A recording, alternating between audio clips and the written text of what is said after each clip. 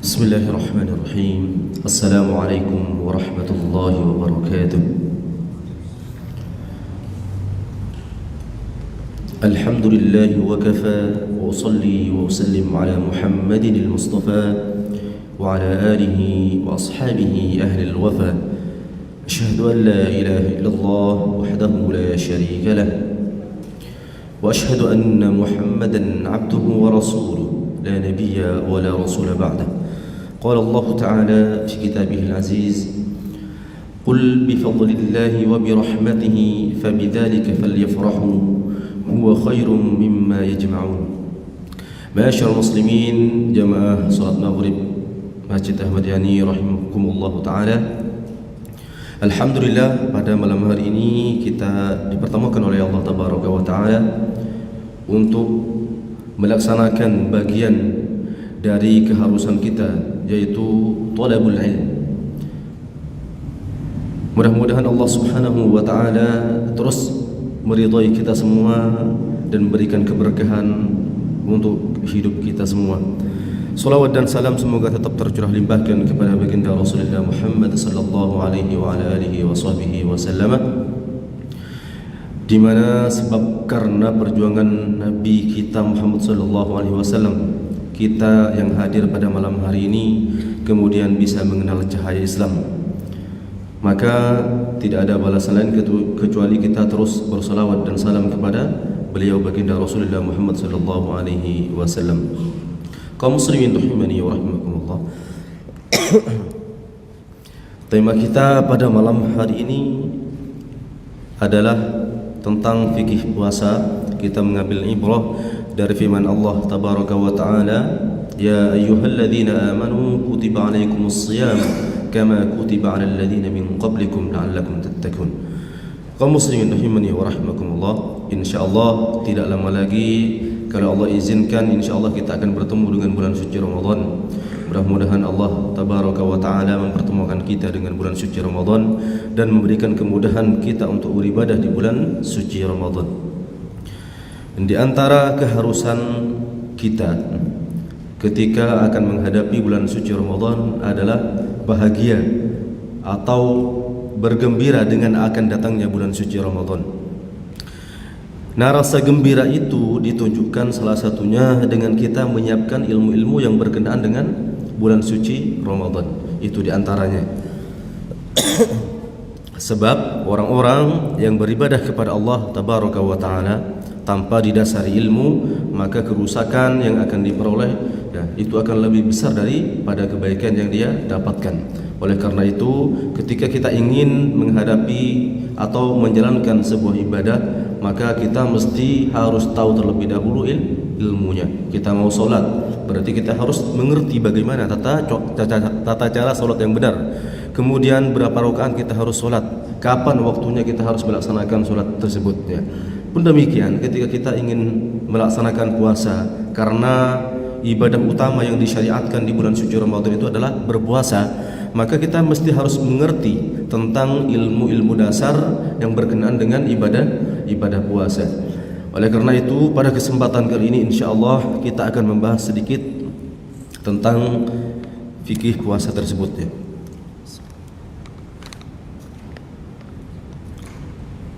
Kaum muslimin rahimani wa rahimakumullah, berkenaan dengan firman Allah Tabaraka wa ta'ala: Ya ayyuhalladzina amanu kutiba alaikumus shiyamu kama kutiba alal ladzina min qablikum la'allakum tattaqun. Wahai orang-orang yang beriman, diwajibkan atas kalian semua berpuasa sebagaimana berpuasa itu diwajibkan kepada orang-orang sebelum kalian. Artinya, ayat ini memberikan penjelasan kepada kita bahwa satu, Allah mewajibkan puasa kepada kita umat Islam. Yang kedua, ibadah puasa ini itu bukan pertama kali diwajibkan kepada orang Islam saat ini. Namun dulu orang-orang Islam sebelum kita, nabi-nabi sebelum kita juga mereka diwajibkan untuk melaksanakan ibadah puasa. Hanya saja di dalam banyak kitab tafsir itu disebutkan dulu kewajiban puasa bagi orang-orang sebelum kita itu mereka wajib berpuasa 3 hari setiap bulannya. Berarti setiap bulan mereka wajib beribadah puasa tiga hari, kemudian hal tersebut dihapuskan dan diganti dengan bulan puasa di bulan suci Ramadan atau satu bulan full. Oleh karena itu Allah di dalam Al-Quran mengatakan ayyamam ma'dudat, di hari-hari yang telah ditentukan.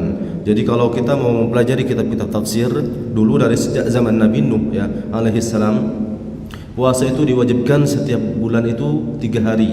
Jadi setiap satu bulan itu orang-orang sebelum kita itu berpuasa sebanyak tiga hari. Namun hal tersebut kemudian dihapuskan dan digantikan dengan puasa Ramadan. Kaum muslimin rahimani wa rahimakumullah. Apa puasa itu?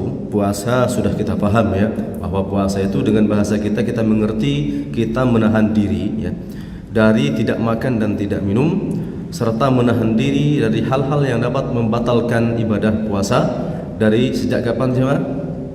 Dari sejak terbitnya fajar sampai terbenamnya matahari. Nah ini antum harus paham nih. Jadi sebelum antum masuk ke kiat-kiat atau dasar-dasar ilmu puasanya, pengertian puasa juga harus paham, sehingga nanti antum juga sudah mengerti, oh kalau puasa itu berarti saya menahan ini dan ini dari jam sekian sampai jam sekian. Jadi puasa itu kita menahan diri dari tidak makan dan tidak minum, serta menahan diri dari hal-hal yang dapat membatalkan ibadah puasa dari sejak terbitnya fajar sampai terbenamnya matahari, atau kita kenal dengan istilah waktu berbuka ya. Kaum muslimin rahimani wa rahimakumullah. Di sini Ibnu Katsir mengatakan tentang pengertian ibadah puasa. Beliau mengatakan al-imsaku 'anit ta'ami wasyarabi wal wiqa' bi niyyatin khalisatin lillahi azza wa jalla. Yang dinamakan puasa adalah, kata Ibnu Katsir ya. Insyaallah jazakallahu khair.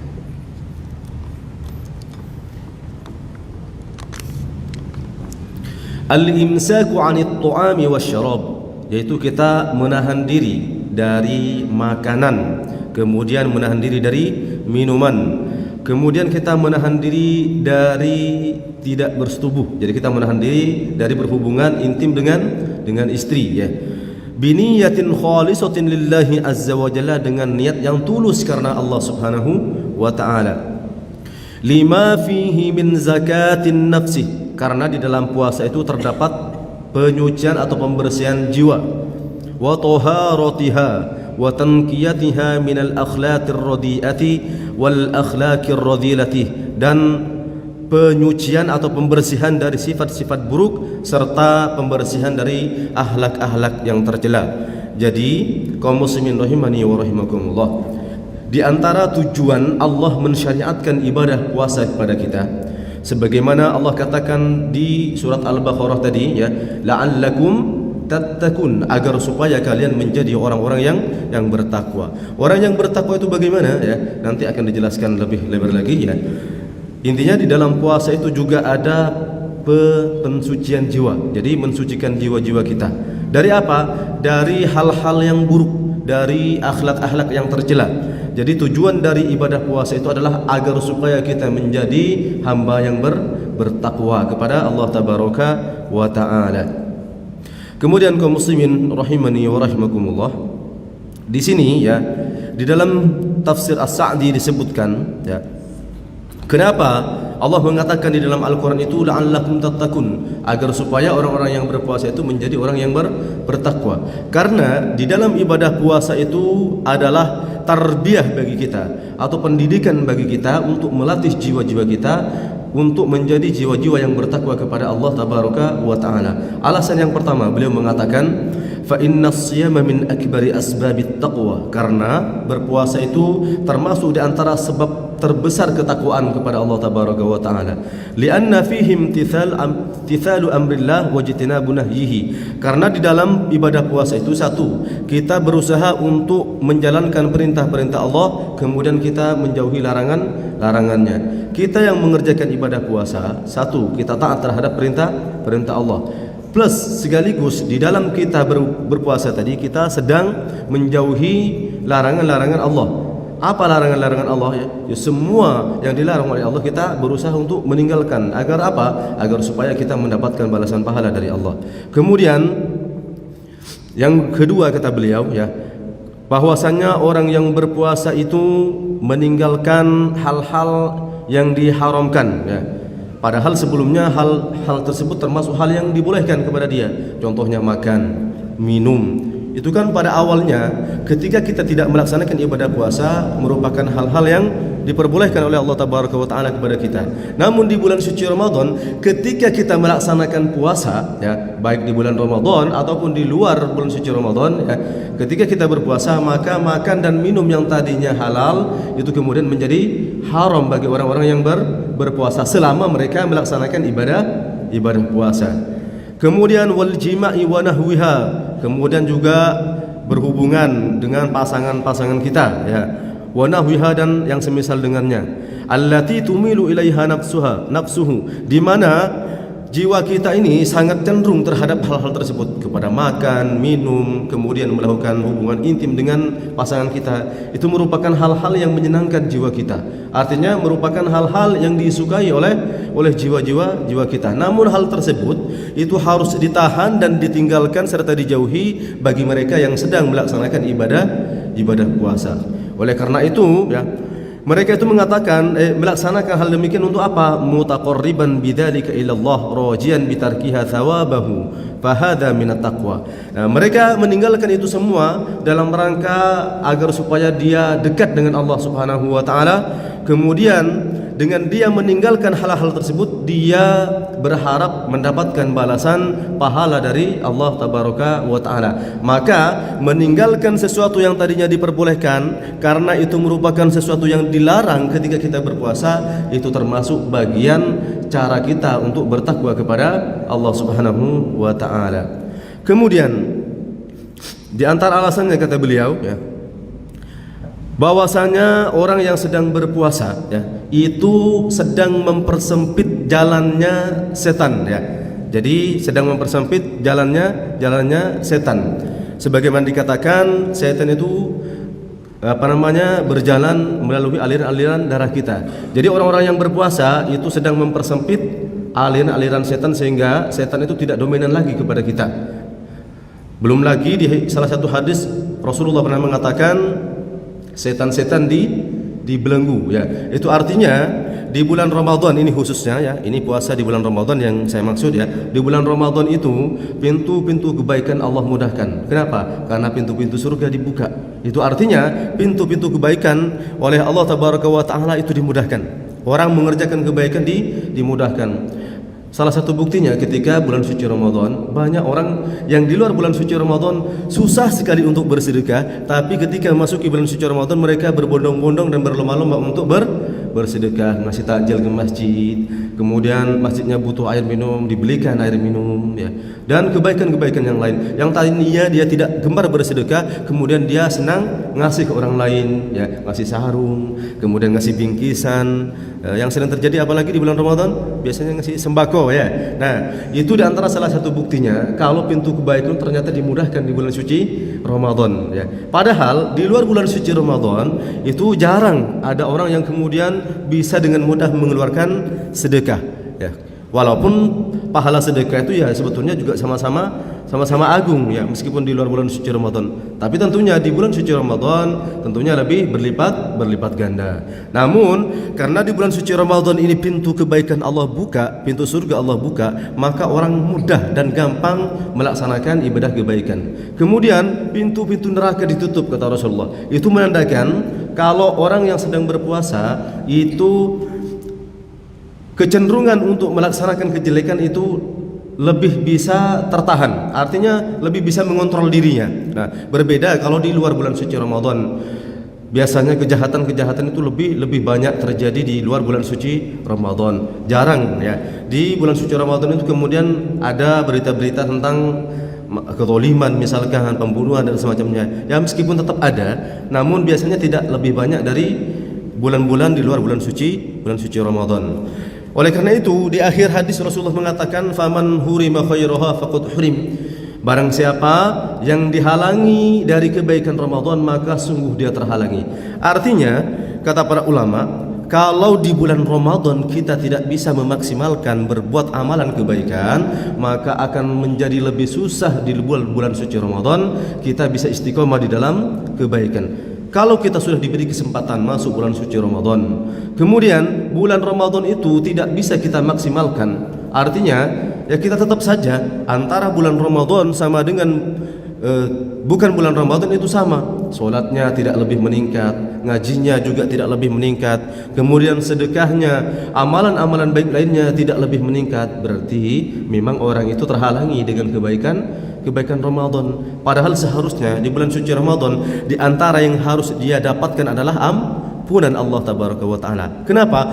Karena hampir semua ibadah yang kita laksanakan di bulan suci Ramadan itu mendatangkan ampunan dari Allah. Man qama ramadhana imanan wa ihtisaban ghufira lahu ma taqaddama min dzambi. Man shoma ramadhana imanan wa ihtisaban ghufira lahu ma taqaddama min dzambi. Hampir semua ibadah-ibadah yang kita lakukan di bulan suci Ramadan itu mendatangkan ampunan.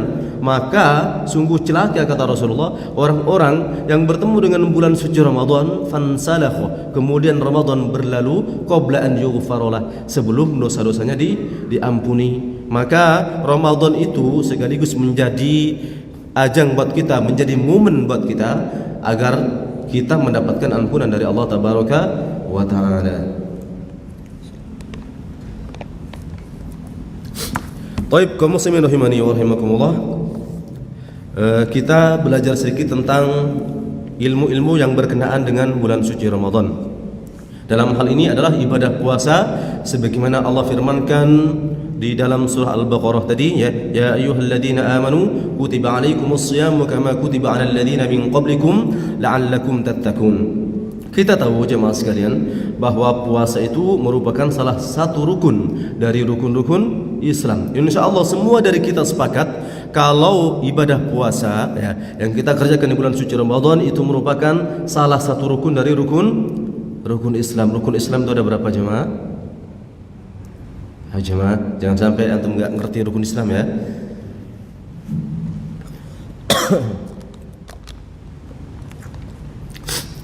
Sebab ada cerita jemaah kemarin dan ini terjadi waqi ya.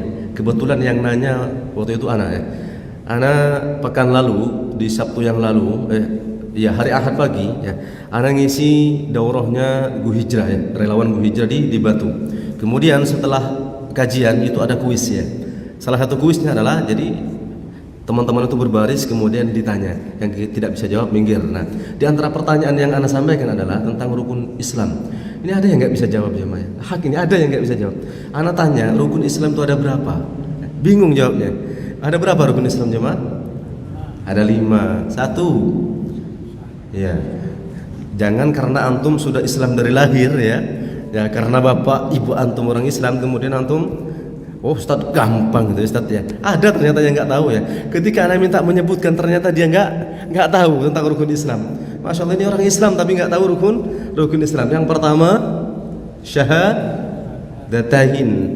Lafaznya syahadatain apa jemaah? Asyhadu an la ilaha illallah ya wa asyhadu anna Muhammadar Rasulullah, dan ada lafaz yang berbeda. Kemudian yang kedua apa jemaah? Ya salat. Yang ketiga apa jemaah? Enggak urut enggak apa? Ayo. Zakat. Yang keempat puasa. Yang kelima alhamdulillah jamaah Masjid Ahmad Yani hafal rukun Islam. Ya, anak khawatir juga kalau antum tadi enggak jawab. Anak khawatir antum enggak hafal ya. Tapi insyaallah anak yakin ya. Anak husnudzon sama antum. Antum ini termasuk orang yang tawadhu. Jadi kalau ditanya itu mesti enggak jawab dulu ya. Jadi nunggu ada yang jawab, lihat kanan kiri. Ada yang jawab enggak ya? Enggak ada yang jawab, pada diem ya. Itu antum tawadhu ya. Jadi rukun Islam itu ada 5. Sebagaimana Rasulullah sallallahu alaihi wasallam mengatakan, buniyal Islamu ala khamsin. Islam itu dibangun atas 5 perkara. Syahadati an la ilaha illallah wa anna Muhammadar Rasulullah. Pertama, membaca 2 kalimat syahadat. Kemudian wa iqamis shalah, dan menjalankan atau melaksanakan ibadah salat, wa itaiz zakat, dan membayarkan zakat. Kemudian wa hajjil baiti, dan haji ke Baitullah bagi mereka yang mampu ya. Kemudian wa shaumi Ramadan, dan puasa Ramadan. Di sini disebutkan kitab yang ana bawa ini kebetulan adalah kitab Al-Wajiz. Insyaallah antum pernah belajar insyaallah ya. Sebagian dari antum pernah belajar. Nah, di sini disebutkan oleh pengarang kitab wa ajma'atil ummatu ala wujubi siyami Ramadan wa annahu ahadu arkanil Islam allati ulimat min ad-din bid-darurati wa anna munkirahu kafirun murtaddun 'anil Islam. Jadi para ulama itu sepakat, semuanya umat Islam itu sepakat bahwa puasa itu masuk bagian dari rukun Islam. Kemudian umat Islam sepakat bahwasanya puasa itu hukumnya wajib ya, walaupun nanti akan ada penjelasan jamaah ya secara detail. Kemudian orang-orang yang ingkar kepada kewajiban puasa itu di sini disebutkan kafirun murtaddun anil Islam, termasuk orang yang kafir dan murtad dari Islam. Jadi kalau ada orang berkeyakinan kalau ibadah puasa yang menjadi salah satu rukun Islam itu tidak wajib, maka dia dianggap sebagai orang murtad ya. Naudzubillah jemaah ya. Kemudian jemaah sekalian, terkait fadilah atau keutamaan daripada puasa itu banyak sekali hadis-hadis yang menjelaskan. Di antaranya man shoma ramadhana imanan wa ihtisaban ghufira lahu ma taqaddama min dambi. Kemudian hadis yang sangat terkenal juga di kalangan kita, kullu amal ibni adam lahu illa shiyam. Setiap amalan Bani Adam itu, kata Allah ya dalam sebuah hadis qudsi, itu untuk mereka ya, untuknya kecuali puasa. Artinya amalan-amalan yang lain itu bisa diketahui balasan pahalanya kecuali ibadah puasa. Fa innahu li wa ana ajzi bihi. Karena puasa itu untukku kata Allah dan aku yang akan membalasnya nanti.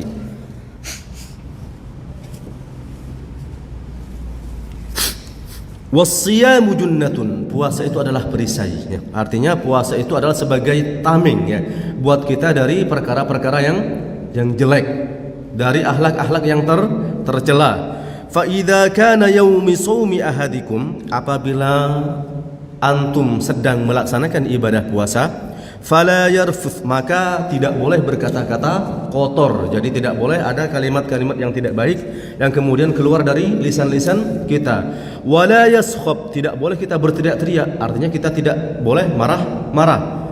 Wala yajhal, kita tidak boleh berbuat jahil di mana orang lain.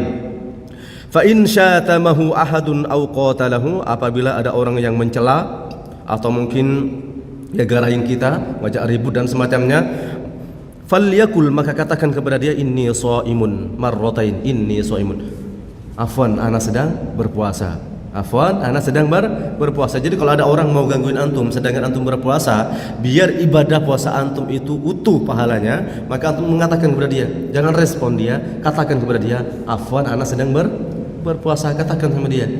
Itu perintah Allah tabaraka wa taala. Walladzi nafsu Muhammadin biyadi, dan demi zat yang jiwa Muhammad ada di tangannya, la khulufu famis shaimi atyabu indallahi yaumal qiyamati min rihil mis. Bau mulut orang yang melaksanakan ibadah puasa itu lebih harum, lebih wangi daripada bau minyak misik ya di hari kiamat ya. Ada yang pernah punya parfum ini cuma?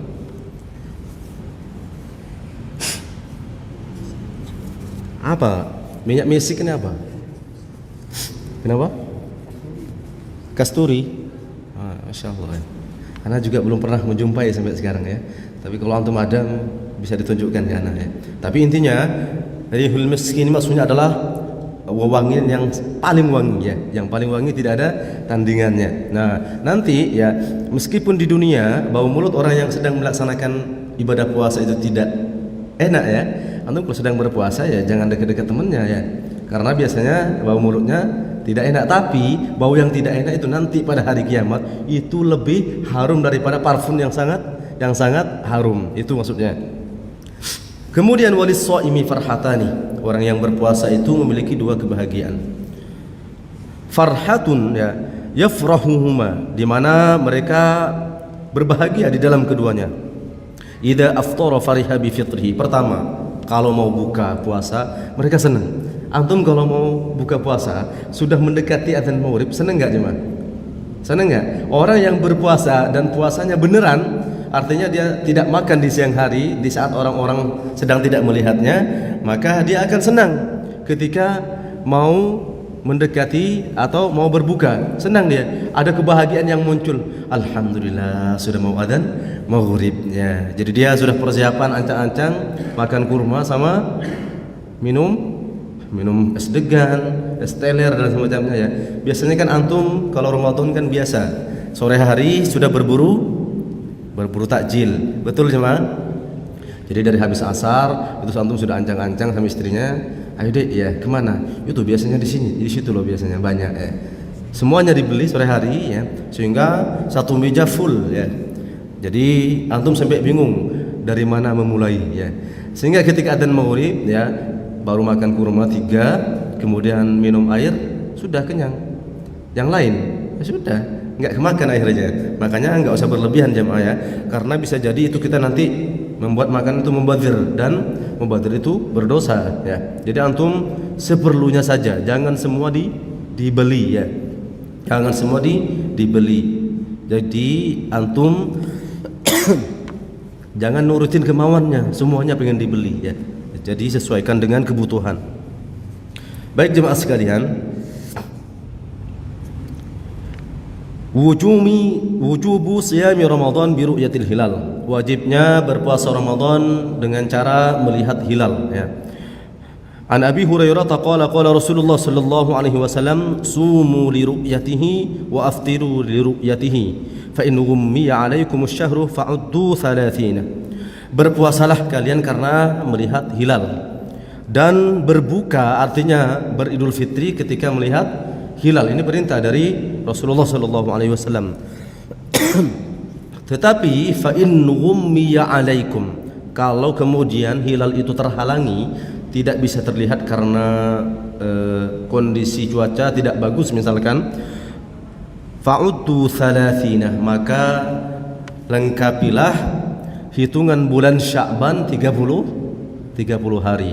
Jadi kita ada kalanya berpuasa itu ya, bulan Sya'ban itu sudah lengkap 30 hari. Namun bisa saja setelah 28 hari di bulan Sya'ban kemudian kita besoknya sudah masuk bulan suci Ramadan. Kenapa? Karena hilal sudah terlihat. Maka kalau hilal terlihat ya, karena cuaca lagi bagus misalkan, maka kita berpuasa ya, kita berpuasa ya. Bahkan di dalam hadis itu disebutkan, walaupun hanya satu orang, tapi orang itu adil, artinya bisa dipercaya yang melihat, maka kita berpuasa. Dulu itu pernah terjadi di zaman Rasulullah. Jadi ada satu orang yang melihat hilal, satu orang saja, kemudian disampaikan kepada Rasulullah, sudah puasa semuanya. Namun kita untuk menjaga agar kita lebih selamat, sudah nanti kita ikut pemerintah saja.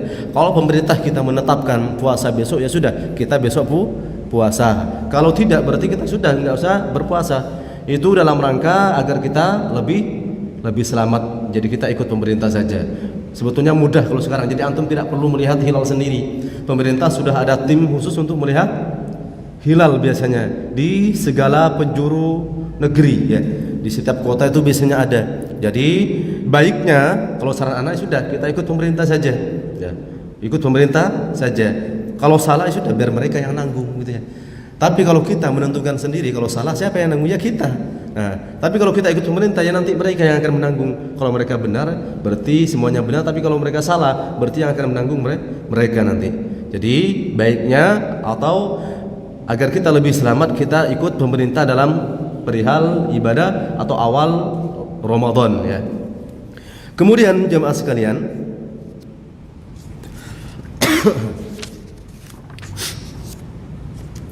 tentunya pada malam hari ini kita tidak mungkin membahas secara detail tentang perihal ilmu-ilmu tentang puasa, karena banyak kalau mau dibahas secara detail. Kita akan sampaikan yang penting-penting saja untuk kita pahami. Pertama, untuk siapa diwajibkan puasa itu? Artinya siapa yang wajib berpuasa? Di sini ajma'al ulama ala annahu yajibus shaumu.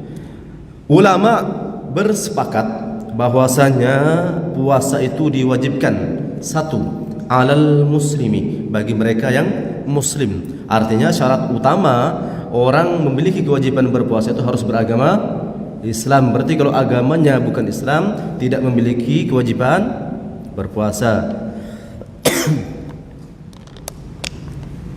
Kemudian yang kedua, jemaah sekalian, al-aqil, berakal. Berarti kalau ada orang gila, dia Islam tapi gila, memiliki kewajiban puasa atau enggak? Tidak, karena di antara syarat orang wajib berpuasa itu satu muslim, kedua berakal. Jadi akalnya ya tidak terganggu. Kemudian al-baligh. Baligh itu apa jemaah? Ciri-ciri baligh itu apa? Mimpi basah. Kemudian ada yang mengatakan genap usia 15 tahun dalam hitungan bulan Hijriyah. Kemudian ada tanda-tanda yang khusus untuk perempuan apa jemaah? Apa jemaah? Haid ya. Dan munculnya kehamilan itu ciri yang khusus untuk perempuan. Jadi pertama syaratnya orang wajib berpuasa itu muslim, berakal, kemudian baligh. Kemudian yang berikutnya as-sahih al-muqim, sehat dan sedang mukim, tidak safar ya. Kenapa? Karena orang yang sedang sakit itu boleh tidak berpuasa. Nanti akan saya jelaskan insyaallah ya. Jadi orang yang sakit itu boleh tidak berpuasa. Sehingga yang wajib berpuasa itu adalah mereka yang sehat dan mukim, tidak sedang dalam kondisi safar. Nah, nanti terkait masalah orang sakit dan orang safar ini akan ada pembahasan khusus ya. Kemudian jemaah sekalian, wa yajibu an takuna al-mar'atu tahiratan min al-haid wan nifas, terkhusus untuk kaum wanita, mereka harus suci dari haid dan nifas. Haid itu adalah darah yang keluar rutin bulanan bagi mereka para perempuan. Setiap orang tidak sama, ada yang 6 hari, ada yang 7 hari, bahkan ada yang lebih dari itu, bahkan ada yang sampai 15 hari ya. Kemudian suci juga dari nifas. Nifas itu apa jemaah? Darah yang keluar setelah jamaah, antum harus ngerti ini jamaah ya. Ya, nifas itu apa? Kalau perempuan pasti ngerti. Ya, ayo, nifas itu adalah darah yang keluar setelah melahirkan. Antum jangan terlalu tawadhu jamaah ya. Kalau ditanya dijawab ya. Ya. Jadi darah yang keluar pasca melahirkan itu namanya darah nifas. Jadi terkait masalah haid nifas, antum laki-laki juga harus paham. Sehingga kalau istrinya tidak mengerti, antum bisa menjelaskan ya. Jadi ini bukan kewajiban perempuan, bahkan laki-laki wajib ya tahu tentang masalah haid dan nifas ya. Itu harus ya. Kemudian ya, di sini disebutkan amma adam wujubihi ala ghairil aqilil baligh ya.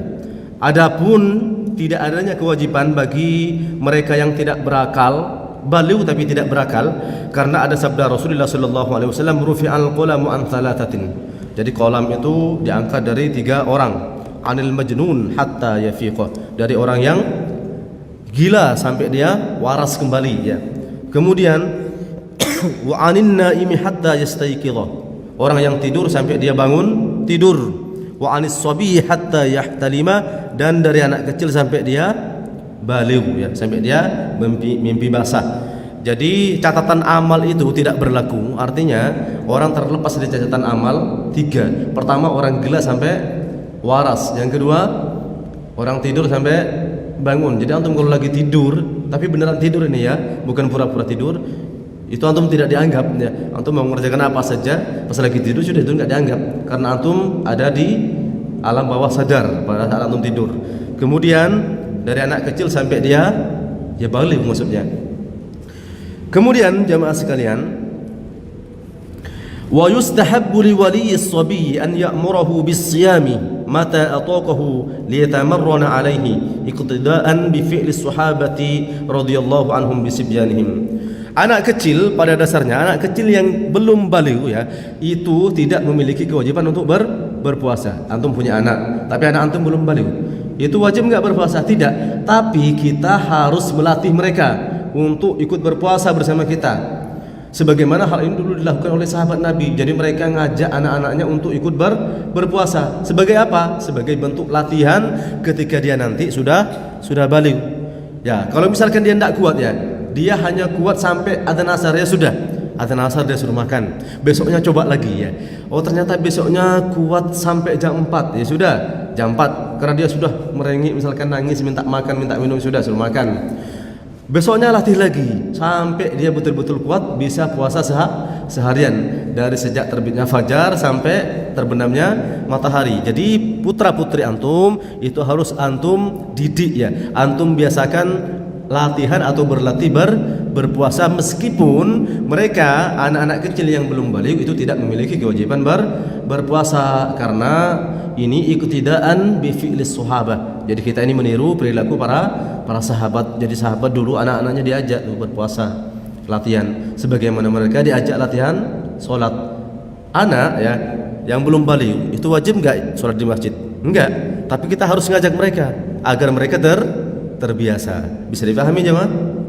Baik, kita lanjutkan.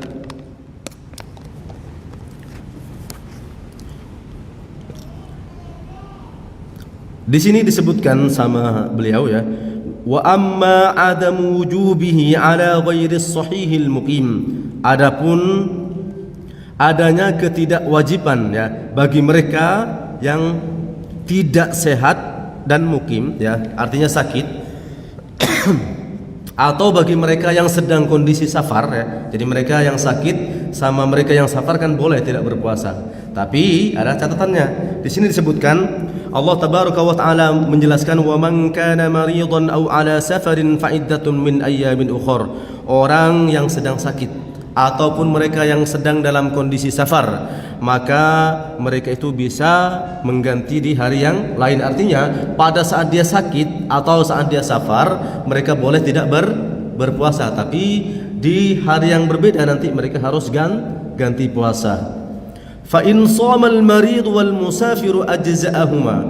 Tapi kalau orang yang sakit tadi sama orang yang sedang safar tadi tetap berpuasa, ya maka boleh ya. Tidak haram ya. Jadi kalau antum safar sekarang berangkat dari Surabaya ke Jakarta misalkan, tapi antum tetap berpuasa ya enggak masalah. Boleh ya. Sah puasanya. Lianna ibahatal fitri lahuma rukhsah. Karena bolehnya antum berbuka artinya tidak berpuasa bagi mereka yang safar dan sakit itu rukhsah, dispensasi, bukan keharusan. Fa in akhadha bil azimati fa huwa khair. Kalau dispensasi ini antum ambil yaitu termasuk kebaikan, di antara kebaikan. Tapi kalau antum misalkan tidak ngambil karena antum merasa kuat, sakit tapi tetap berpuasa karena antum merasa kuat, ya enggak apa-apa, tetap sah puasa antum. Nah, sekarang mungkin ada pertanyaan di antara kita. Wa ayyuhuma afdal, al-fitru amis shaum? Mana yang lebih utama ya? Bagi mereka itu lebih utama mana? Berpuasa atau tidak berpuasa ketika mereka sakit atau sedang safar? Mana yang lebih utama kira-kira jemaah? Ada yang tahu jawabannya jemaah? Bagi mereka yang sedang sakit atau yang sedang safar, mana yang lebih utama? Berpuasa atau tidak berpuasa pada saat kondisi safar dan sakitnya tadi? Tidak berpuasa. Ada jawaban lain? Tidak apa-apa, antum berbeda pendapat enggak masalah, tapi harus ada hujahnya. Jangan kemudian antum menjawab tapi antum tidak pernah tahu dari mana antum mendapatkan jawabannya. Bismillah. Sudah jemaah? Pas? Thayyib. Karena antum sudah pas, ana jelaskan sesuai yang termaktub di dalam kitab ini. Illam yajidil maridu wal musafiru masyaqqatan bis-shaumi fas-shaumu afdal.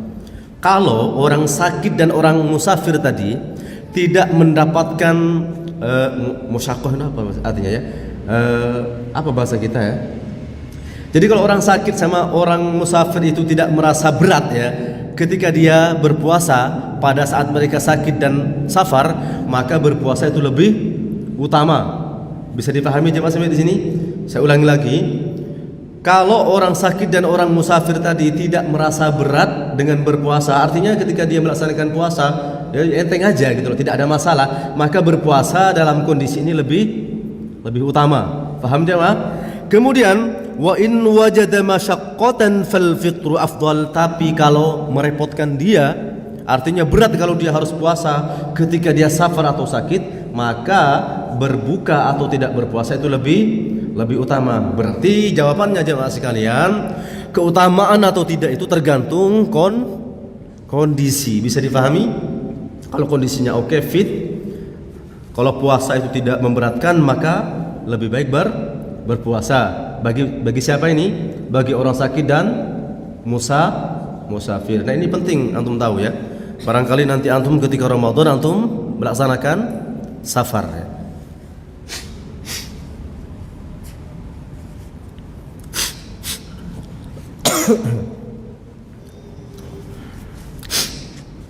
Kemudian jemaah sekalian, dulu pada zaman Nabi, pada waktu peperangan, kalau nggak salah ini perang Badar kalau nggak salah ya. Jadi perang yang terjadi di bulan suci Ramadan itu kalau nggak salah perang Badar ya. Betul jemaah.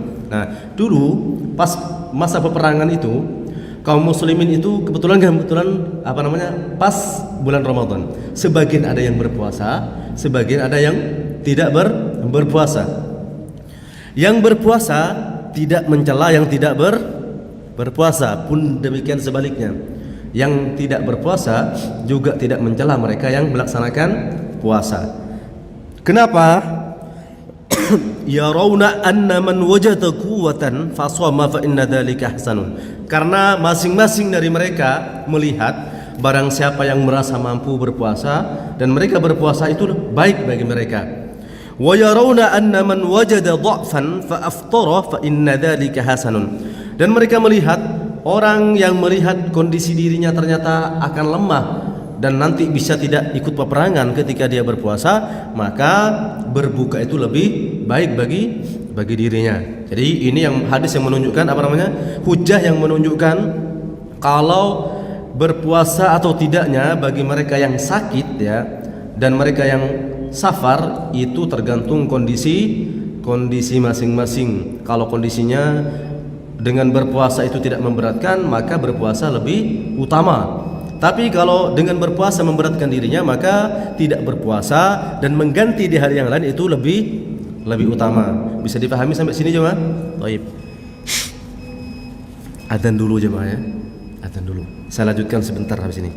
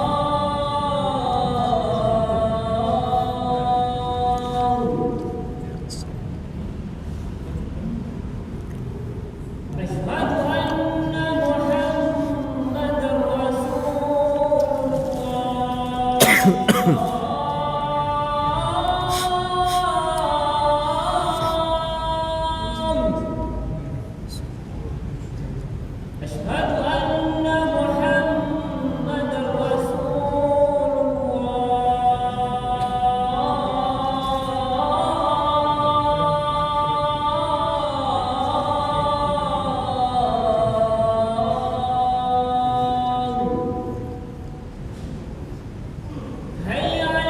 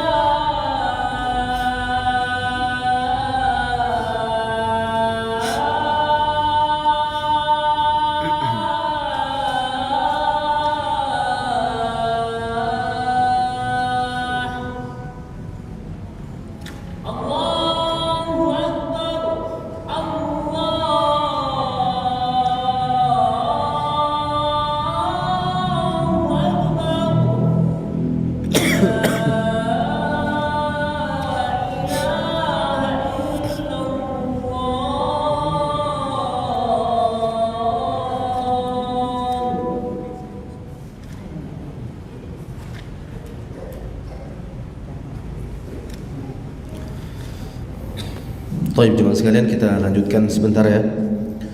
Wa amma 'adamu wujubihi 'alal haid wan nufasa, adapun adanya ketidakwajiban berpuasa bagi mereka orang-orang yang haid dan orang-orang yang nifas, karena Nabi pernah mengatakan alaysa idza hadat lam tusalli wa lam tasum, bukankah mereka para perempuan kalau sedang haid dan nifas mereka tidak salat dan juga tidak berpuasa. Fadzalika nuqsanu diniha, dan ini menunjukkan adanya kekurangan dalam agama perempuan, karena mereka ketika haid dan nifas mereka tidak salat dan juga tidak berpuasa. Dari ibunda kita Aisyah, qalat, beliau mengatakan, kunna nahidu ala ahdi Rasulullah sallallahu alaihi wasallam, kami dulu pernah haid di zaman Rasulullah sallallahu alaihi wasallam. Fa nu'maru bi qada'is shaum wa la nu'maru bi qada'is shalah, maka kami diperintahkan untuk mengqadha puasa, tapi kami tidak diperintahkan untuk mengqadha salat. Artinya bagi mereka orang-orang perempuan yang haid, jamaah sekalian, mereka memiliki kewajiban untuk mengganti puasa, tapi mereka tidak perlu mengganti salatnya. Ma yajibu 'ala asy-syaikhil kabiri wal mar'atil 'ajuzi wal maridil ladzi la yurja buru'uhu, yang wajib bagi mereka orang yang sudah tua renta, kemudian perempuan-perempuan yang sudah lemah, dan orang sakit yang tidak bisa diharapkan sembuhnya. Karena ada jemaah sekalian orang sakit itu tapi sudah tidak bisa diharapkan sembuhnya. Bagaimana kewajiban dia dalam masalah ibadah puasa? Di sini disebutkan wa man ajaza 'anis siyami likibarin aw nahwihi, dan barang siapa yang tidak mampu berpuasa, jadi dia lemah untuk berpuasa, likibarin, karena dia sudah berumur ya, jadi tua renta, au nahwihi, ataupun yang semisal, aftara wa at'ama ala kulli yaumin miskina, maka dia berbuka, artinya tidak berpuasa, tapi setiap hari, setiap dia tidak berpuasa memberikan makan kepada orang miskin. Jadi setiap satu hari dia tidak berpuasa, berarti dia memberikan makan kepada satu orang miskin. Ya tentunya Ustadz, berarti berapa ini kira-kira ya yang sekiranya ini apa namanya, menurut antum itu ukuran satu porsi berapa? Jadi antum kalau bisa, kalau dalam ini namanya fidyah kan, jadi bayar fidyah namanya. Nah kalau dalam masalah fidyah ini antum ngambil yang terbaik. Jadi kalau biasanya 10.000 sebetulnya dapat satu porsi, tapi apakah itu masuk yang bagus? Enggak ya. Ya sudah, kita naikin misalkan ambil yang 20 sampai 25 harganya. Ya sudah, seukuran itu kemudian kita kasihkan kepada fakir miskin ya. Jadi kalau dalam masalah fidyah ini usahakan yang terbaik jemaah ya. Jadi bagi mereka orang yang sudah tua renta, perempuan yang sudah tidak mampu untuk berpuasa, dan orang sakit yang sudah tidak bisa diharapkan kesembuhannya, maka dia boleh tidak berpuasa dan membayar fidyah. Ukurannya apa tadi jemaah? Satu hari memberikan makan kepada orang miskin. Dalilnya wa 'alal ladzina yutiqunahu fidyatun ta'amul miskin.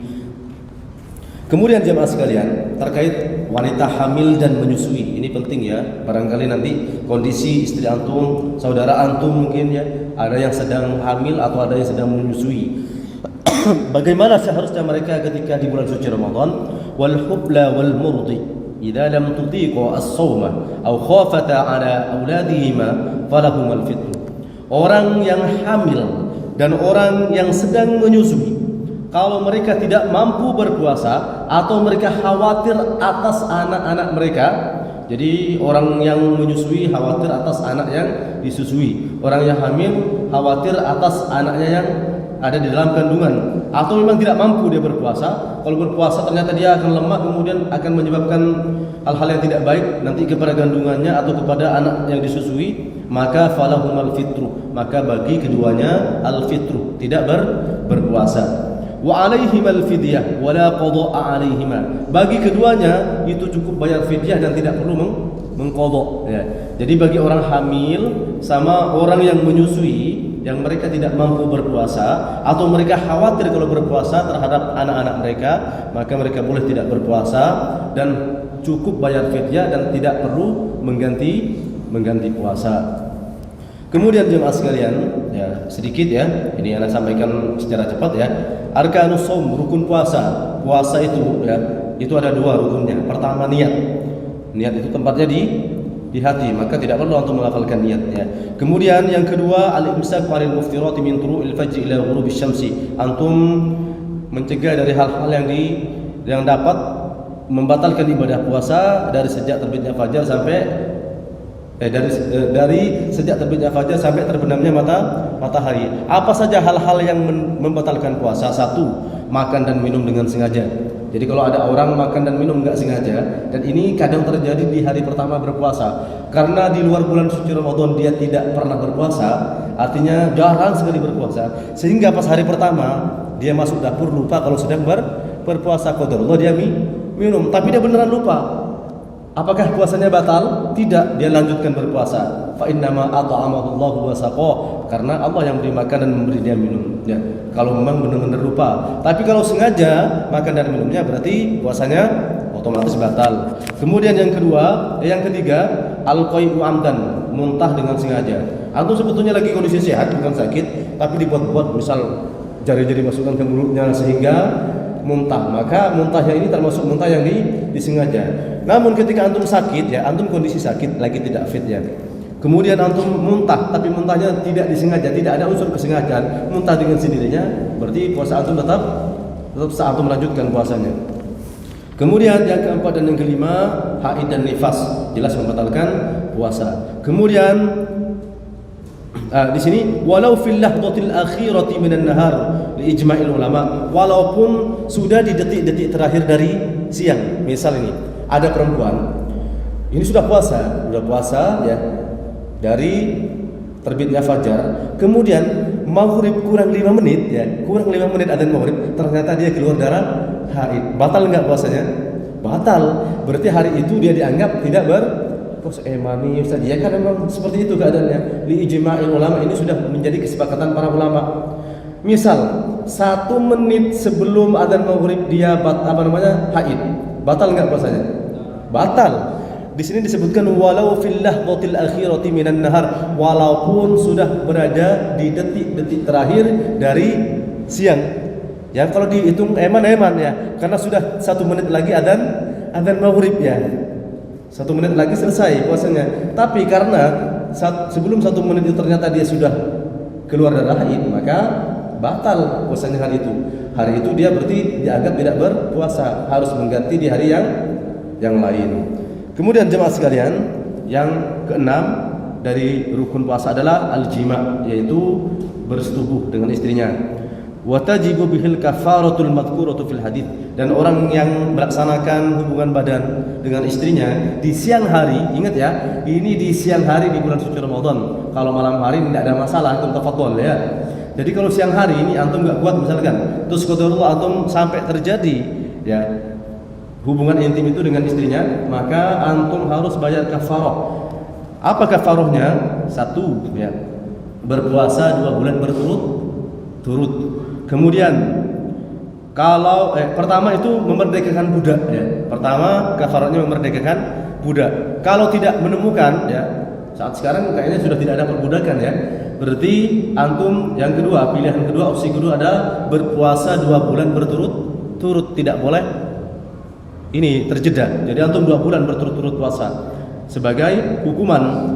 Kalau antum ternyata tidak mampu untuk berpuasa 2 bulan berturut-turut, kemudian antum bisa opsi yang ketiga, yaitu memberikan makan sittina miskinan, 60 orang miskin. Jadi antum memberikan makan 60 orang miskin. Antum pilih ya, dari ketiganya ini mana yang bisa antum lakukan kalau antum terlanjur melakukan hubungan badan dengan istri di siang hari di bulan suci Ramadan. Taib jemaah sekalian, barangkali ini yang bisa Anda sampaikan.